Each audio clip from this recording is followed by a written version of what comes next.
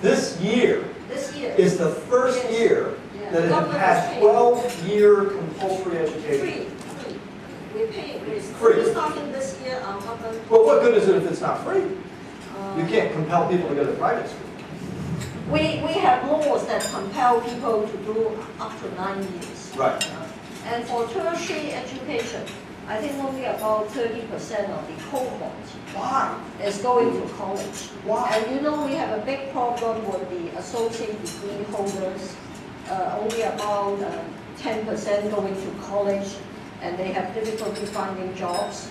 So I think what we've done is we rested on our laurels. You know, our fundamentals are good, the free open market, simple taxation system, rule of law, but we have neglected, the government should really correct its mindset.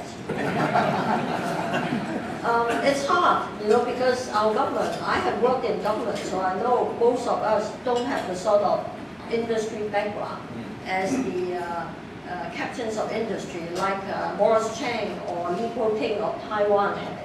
Most of us were English or history majors. So the government ought to formulate a new, more forward-looking, long-term strategy for adding value.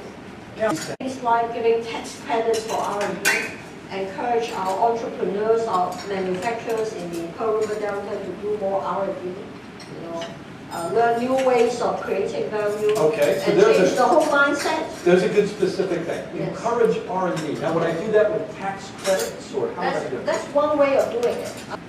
I think good governance rests on two legs, credibility and performance. But education is also very important, and I think we have very serious problems from the basic level to the tertiary level. One theory is education is to help us to bring out our potential and our capabilities to the full. And I actually agree with what Regina said. In Hong Kong, we have the worst of both worlds. We have what looks like an undemocratic setup. The chief executive is not popularly elected, and half of the electoral members are not popular. So therefore, naturally, people think that we actually are not have someone elected through the democratic process, you probably end up with a better quality leader.